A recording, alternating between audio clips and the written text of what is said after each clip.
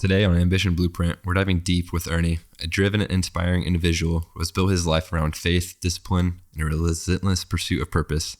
Born and raised in Angola, Ernie grew up learning the value of hard work by working alongside his father, who instilled him an incredible mindset of honesty and perseverance. From a humble beginning, sweeping shop floors as a kid to earning his engineering degree from China University. Let's dive deep into this mindset of Ernie's. So you center your life around like faith in God. What specific moments or practices have helped you stay grounded in your faith? Well, I was born into a Catholic family, and ever since I was young, I remember my parents taking my siblings and I to church, usually every Sunday. But as I got older, we really didn't have a whole lot of time to go. And I say during my teenage years is really when I stopped going to church and really didn't have God in my life like that, like I used to. And I think it was really only until like my later teen years where I started questioning like what I really wanted to do and what's my purpose, I guess, in life. And that led me down a spiral of like just really figuring out what I wanted to do. And what kind of like kept you driven to keep on pursuing more, like not holding back? I guess my dad, since he was such an example of where he came from, coming to the US at such a young age, I think just wanted to make him proud, really. Yeah. What advice would you give to somebody that's just now graduating high school? Because you're 23, you just bought a home. Right.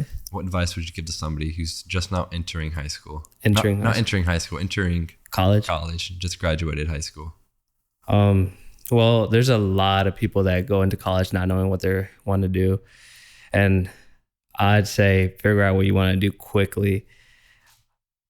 If you already know what you want to do, then I guess stay grounded. Don't really go into the noise or pay attention to any distractions like partying, anything like that. Just stay focused, network, learn from someone like a mentor, someone that's been in your industry and you're in a field for a while. So I'm assuming like you weren't a partier. Assuming your friends probably didn't party either. You were probably with surrounded by good guys. Right? Yeah. I mean, my friends did a little bit of partying.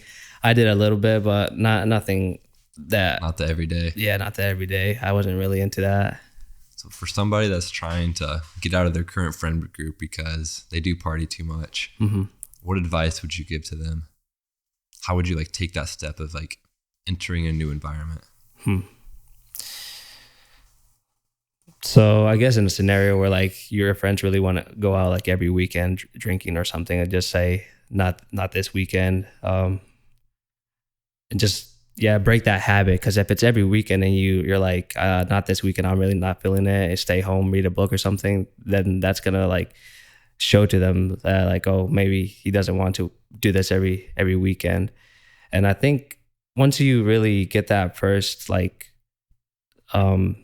intervene that I guess that habit that you have, I think after that's pretty easy because everything develops into a habit if you really want it to, I think.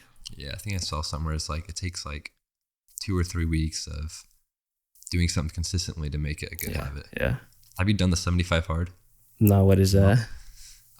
So it's like a gallon of water a day. Oh. Workout inside, outside. No, but I do drink a lot of water. Yeah, probably a gallon. 75, it's tough. I've tried it before, but I haven't fully completed it yet. It's no joke. It is hard. Yeah, I bet. So you said having a strong body creates a strong mind. Yeah, for sure, man. What displays would you say like can further you to go into more having a strong, like you lift every day, right? Yeah, pretty much, yeah. So how was like staying physically active improve your mental and spiritual well-being?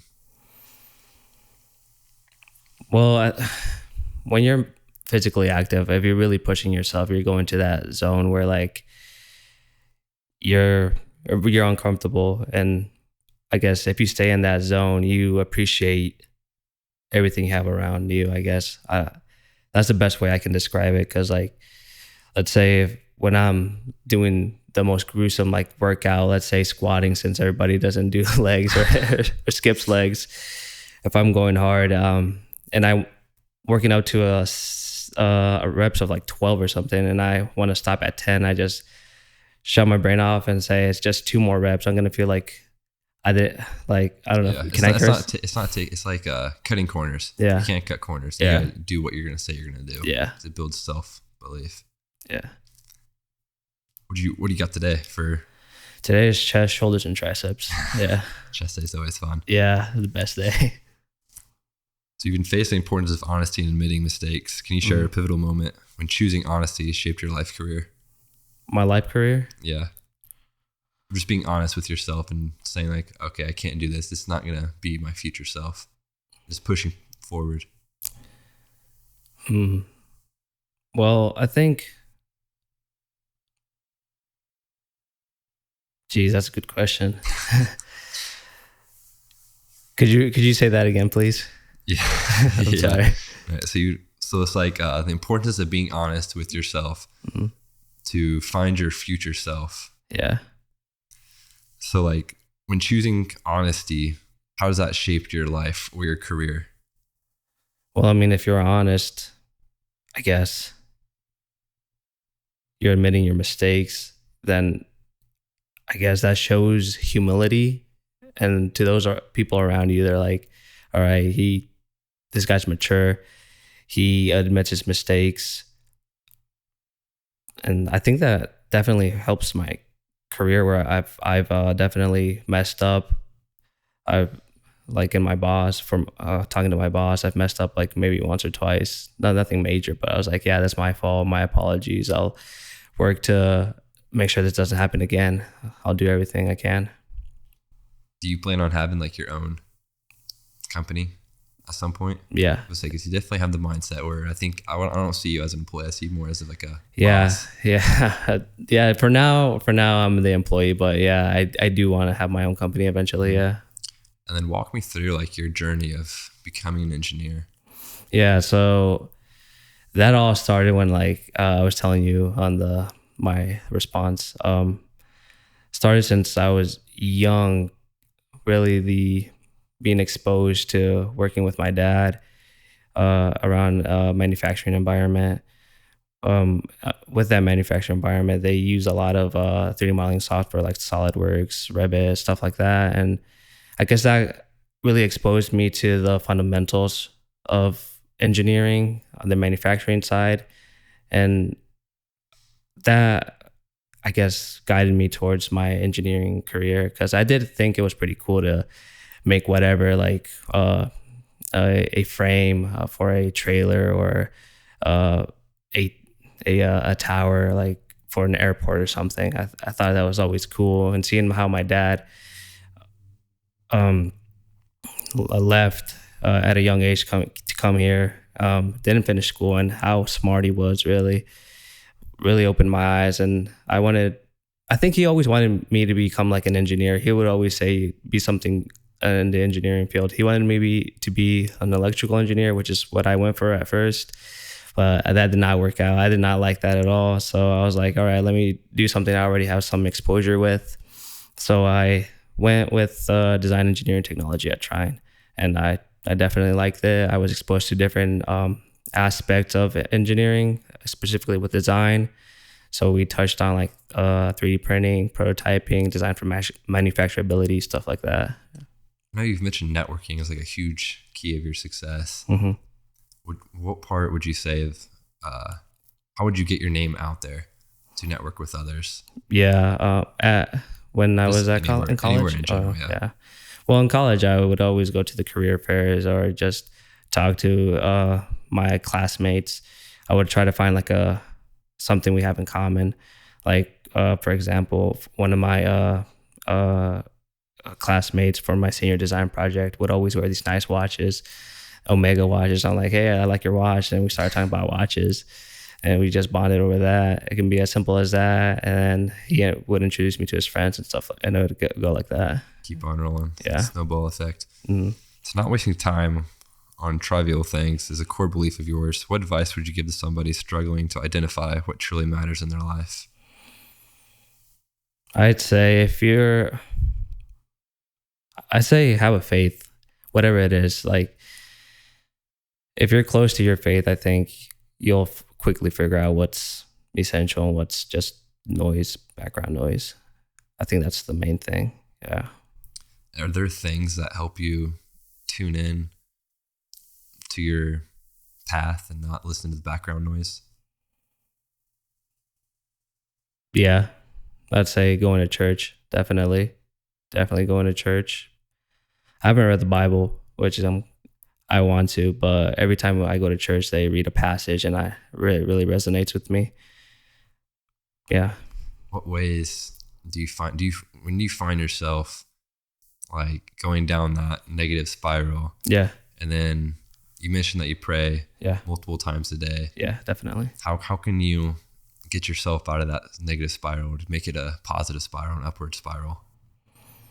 I'd say if you're going down a negative spiral, try to reach out to someone, talk to whatever you're going through about whatever you're going through. Yeah, and start developing good habits. Like just try to get out of whatever that's negative you're doing. I think if you have the support of someone, that's a huge help. I know you've mentioned that your dad was like your mentor pretty much. Yeah. How has he shaped you into becoming the person that you're going to be? Well, since the beginning, he always taught me about respect. So I would respect my elders and everyone around me. And since I was young, he would take me to work, and I worked during my early teenage years up until I was like even now with him. So I guess the hard work taught me that you need hard work to get anywhere in life. And the big thing was for him when he was talking to me, was education. Since he really didn't get to finish school, he really harped on me the education side just to have some moderate success. I know nowadays you don't really need to go to college or whatever to be successful if you have the mindset, but he really wanted me to go to college, and I was like, all right, I'll do it. I did pretty well in college, and yeah, I'm on my path right now of engineering. Oh, you said you started working at 12 at your dad's shop. What did your dad do? My dad, he's a foreman right now. He's still a foreman, but so he would take me in there. No one really could say anything because he's the foreman. So he would just make me sweep floors. At that shop, they make towers for airports. So like structural towers, airports. I think airports, they did a Christmas tree for New York, which is really freaking cool, made out of metal. Yeah, it was so cool. Made out of metal? Yeah. I'd have to show you. It's in Radio City. It's nice. It's nice. Is that still over there in New York? Is that what they do yearly? Yeah. Okay. It's cool. Yeah, but that's how I started out. He would make me sweep the floors, and on the weekends we would usually be working on a car or something. Yeah. So David Goggins, Andrew Tate, Patrick Bet-David, and military veterans all inspired you. What's the most impactful lesson you've taken away from each of them? How do you apply it to your day-to-day life? Yeah, the most impactful thing that I've learned from them is, they all came from nothing, right? That's really resonates with me, especially the Andrew Tate story, because I think he's from Indiana as well. So I was like, is he actually from Indiana? Yeah, he was from Goshen. Well, okay. He was born in Washington, but he lived here for a little bit. But yeah, his story of how he had nothing, his parents were going through divorce, all really, I could relate with them. And with the veteran side, there's always a side where they're a story. Every story is pretty similar. They're at rock bottom. They go through something difficult, and they have what they have now because they applied their mindset. They didn't want to stay where they were at, which, really resonates with me. Have you reached to your rock bottom, would you say? That's a good question. Have I reached my rock bottom ever? Yeah. And what were key moments that helped you? Well, I think move forward, because when you're at the rock bottom, there's no more going down. There's only up from there. Right. I think I have. Well, I think there's a quote there that goes, I don't know how exactly it goes, but the hardest thing that you've been through, it's what you've been through. I something like that. But there's definitely going to be harder moments. But when I was at my lowest, I always turned to faith. I always turned to God. would pray, just asking personal questions.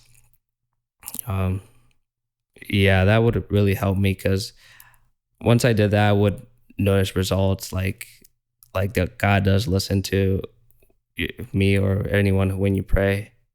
Yeah. That's good. Yeah. I think another thing do you watch Alex Ramosi ever? No, I don't think so. I have to send him to you after this, but I know something he said is like doing the hard things. What pushes him to do the harder things is he knows nobody else is going to do those hard things. So it makes him one step above everybody else. Yeah. Because nobody's going to follow him. So he wants to keep on doing the harder things. Yeah. I like that. So Goggin talks a lot about like pushing through discomfort. How has your mindset helped you in moments when you felt like giving up? Yeah. I think if you're going through discomfort and you feel like giving up, you're doing something right, I think. Whether for me, if it's at the gym, or because I guess the gym can be applied to anything in life. Yeah. So like a lot of people, like when they don't see results, they'll give up. But I definitely push through that. I just every day I would freaking kill myself at the gym, like going hard. And while others just quit after like 3 months of not seeing results, I stayed adamant and I kept going. Yeah. So I know the gym is another thing. Like with the gym is when you do show up every single day. Yeah. You start to build consistency, Yeah. and then you start to build self-belief because you've done it before, and then the day before that, and the day before that. Right. And you can just keep on going. Yeah. So you're reading Can't Hurt Me right now. What's been your one takeaway that you'd want to share that's like installed into you? Like, you've noticed that you're using this every single day once you've read the book. I think it's embracing the suck. Uh-huh. Yeah, straight up. I use that, yeah, in any situation. Like if anything's going bad, I mean, it's an experience. You're going to learn from it.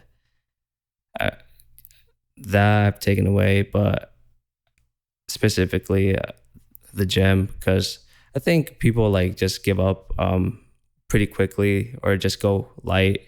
But if you really want results, if you really want to, I guess, go above and beyond, you gotta slap that extra plate on squats or do an extra rep. Yeah. Uh-huh. Also, I usually, good motivation, good mindset that a person that I've been watching is a bodybuilder. His name is Tom Platz. You know him? Okay, yep. Yeah, for leg day. Leg guys. Yeah. Yep. I think his legs were like, I don't even know the exact inch, but I think they're like 30. I don't even know. Yeah. They're huge. They were huge. Yeah. Like bigger than my waist. Yeah. Yeah, it's insane. So Patrick Bet-David is known for his like strategic thinking and leadership. What lessons have you learned from him? Yeah, I've only seen a little bit of PBD.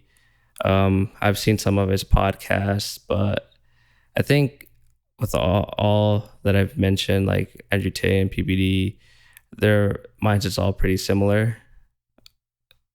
Because I mean, they've it's discipline, stacking days on days, and doing the hard, and just embracing it. Yeah, I know Andrew Tate is like, he said something like, people will be like, how do I get abs easy? And he goes like, it's not supposed to be easy. It's supposed to be hard. Yeah. If it feels easy, everybody would have it, and wouldn't it be like valuable. Worth having, valuable. Yeah, exactly. So Andrew Tate often speaks about his personal responsibilities and discipline. How do you interpret his message into your context of your own journey? Of just being disciplined and doing the things that you don't want to do. Yeah. Like showing up daily for yourself. Yeah. Well, I know a lot of people don't like doing what they don't like doing, right? So if I'm doing what they don't like to do, or like, let's say working out at 5 a.m, I'm getting that edge over the competition, you know? I think that can be applied to anything. So if, and let's say on the weekends, if your friends are going out to drink instead, you're working on your own business, then you already have that competitive edge. You're going to succeed. Yeah. Yeah. It's like doing the extra rep. Yeah. Pretty much. Yeah. And then if you keep on doing that, it's just going to keep on stacking and stacking and stacking. And then you're a whole year and they're a year behind. Yeah. Straight up. Yeah. So you mentioned avoiding activities like partying instead of, and focusing on your goals. How do you stay disciplined when facing those like Distractions. Yeah. So like when your friend's like, hey, let's go out. And I know it's tempting for everybody to be like, okay, it's just one day out. Yeah. But then that one day turns up to the next day. How do you stay disciplined in that moment and then focus on your goals instead of going out? Well, it's with each person, it's how bad do you want it, right? If you don't want it that bad, then you're going to probably go drink every weekend or every other weekend. But if you want it that bad, if you really want it that bad, then you're going to strain up. Something that I do is, I mean, if my friends want to go drinking, I'll just say I'm good. I don't think it's that difficult, honestly. Just, yeah, I'm good. I know some friends where I will say, I'm like, no, I don't want to drink, or I don't drink. And they kind of like shame you for that. Yeah. Have you noticed that before? Yeah, definitely. Or they're like, oh, you're just too good for us, et cetera, et cetera. Yeah. Yeah. So I've heard a lot of people would say where sometimes you'll just outgrow your friends, and then you'll mold into a new group of friends. And then that new group of friends you'll also outgrow, and it's just a cycle. Yeah. Yeah. Yeah, definitely. I've been there for sure. But my usual response is, I don't feel like it. For me, it was just looking like an idiot when I was intoxicated. Yeah. So I was like, nah, I can't look like that. It gives a bad rep, and then just wasting hours of your life. You could have been. Definitely. That's the biggest thing. Yeah. I was like, Andrew Tate's also big on like not going to concerts and not watching. Yeah, I hate concerts. And just like focus on yourself, because at the end of the day, those people don't care about you. They're not the ones putting food on your table or paying your bills. Exactly. Yeah, exactly. To encourage surrounding yourself with experts and learning from them. Can you share an example of when this approach drastically improved your life? Yeah. I think getting closer to God. I have a friend that's super devoted to God. He was on a kind of similar path too. I don't want to really speak on his story too much, but pretty much everybody goes through like kind of a cycle of kind of not really rock bottom, but just having that realization, that moment, and turning to God. So I kind of started asking him more questions about faith, and he was that expert in that field, I guess, and really opened my eyes a little bit more in that faith direction. What advice would you wish you would have known sooner, or what advice would you tell your younger self that you know now? Stay focused. Definitely. Don't waste time. That's the biggest thing. Don't waste time. Like, I get that you're trying to figure out what you want to do in life and everything, but prioritize that over anything, because I mean, it's the rest of your life, right? Mm-hmm. Yeah. So I want to go back to when you just purchased a home. Yeah. And you also just graduated college. Yeah. Can you like walk me through that kind of experience? A lot of people, they graduate college and they don't think they can afford a home or right away buy a home yet. All right. Well, I think my position was just a little unique because during high school, I had quite a bit of scholarships, enough to make college affordable, which it was pretty affordable. I didn't pay as much as others, so I didn't need to go into debt or anything like that. So yeah, during high school, I get it. I was like with kind of like the majority. I didn't know with what I wanted to do, but I quickly find out that I wanted to do engineering because I've been exposed to that. But through those 4 years, I think it really paid off going to college, learning everything, being exposed to other people, the professors, everything, just learning so much. And not just engineering, because I mean, there's more coursework like literature, reading, communication. I definitely learned a lot, and I can tell that right now because I kind of feel like going back, but it's a lot of coursework. So yeah, but once I graduated, I was fortunate enough to not go into debt, so I was pretty good on that. And after graduating, I wasn't sure if after graduating, I was set to, originally my plan was to go work for a defense contractor in, I'm blanking on the state, and the East Coast. They make nuclear submarines. I was about to go over there. Sick. Yeah. It wasn't the best decision for me. I found out very quickly because right after college, even though I didn't have to pay a whole lot, I was kind of broke. So it would cost me a lot of money to move from here all the way to Connecticut. That's where it was. So, and the cost of a living was really expensive over there. So I was like, yeah, this really doesn't make any sense. And it just really didn't make sense. Me, I don't like to force things, and it really seemed forced. So I was like, let me retract this offer. Let me look for something local. Maybe work here for a year, still live with my parents. That's fine, whatever. I'll keep my head down and I'll look for something here, stay humble. And I found a company here in Kendallville, actually. And I started working there. And yeah, I've been working there for about a year. I was fortunate enough to stay with my parents and save up some money. And in my case, I was able to save up enough for a healthy down payment on a home here in Fremont. What was your process of buying the home? What did that look like? That was super stressful because, there's a lot of terms, real estate terms that I didn't know. I was researching, like, what does this mean? What does that mean?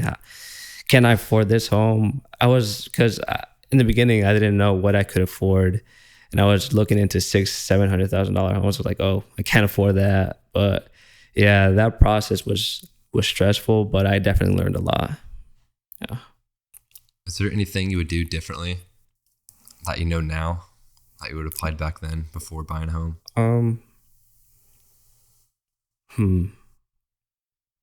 That would have made the process easier of your search or buying?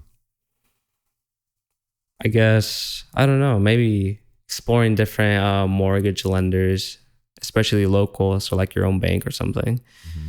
That, and really comparing I guess the interest, the interest rates with different providers. That I guess also really knowing what exactly you want, because at first I didn't know what I wanted, but as the process continued, I think we looked at homes for like 3 months, Noah and I really found what I wanted. So if he would send me a house, I'd be like, no, I really don't like that. I like this one. Let's go check this one out. Yeah.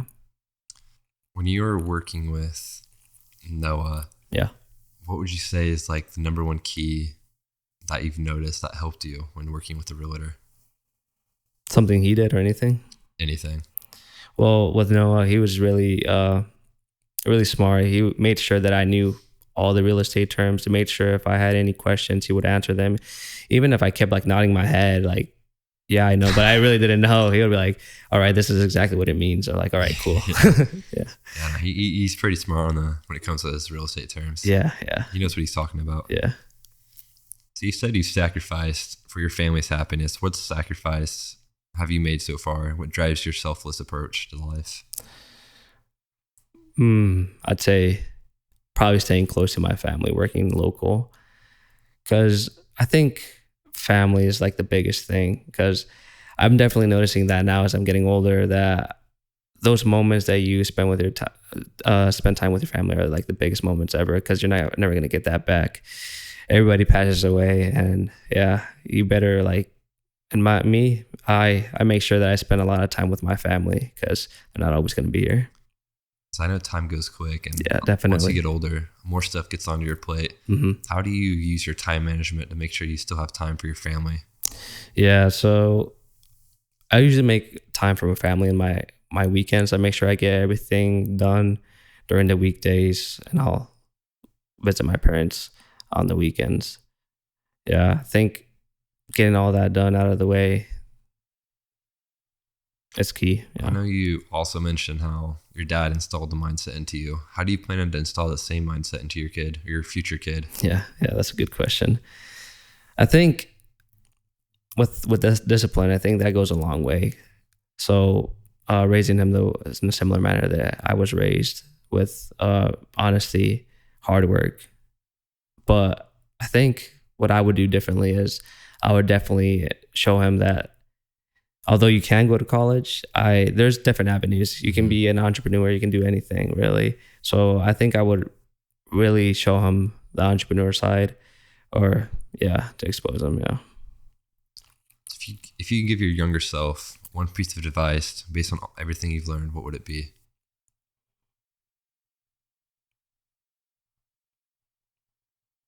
Piece of advice. To my younger self, geez, I'm thinking back to when I was like 15 or something. I guess just stay grounded in your beliefs. Yeah. I mean, don't listen to the noise, I guess. Yeah. If do action, I guess. So don't wait, don't procrastinate. If you want to do something, go for it right away, especially when time is on your side when you're young. Yeah. I know that's a big key that you just said is like, just like do the thing that you don't want to do. Yeah. To grow. Mm-hmm. What's like one step that helped you like finish school and keep on pushing forward? I guess it's the finish school. I guess it was the determination of actually getting my degree and having a decent job. Because when I worked with my dad, he would always tell me like, you're worth so much more than just going to work for someone like a machine shop like he was. That was my biggest motivation. Yeah. Ernie, thanks for joining Ambition Blueprint. Thank you, man. Appreciate your time, man. Thank you.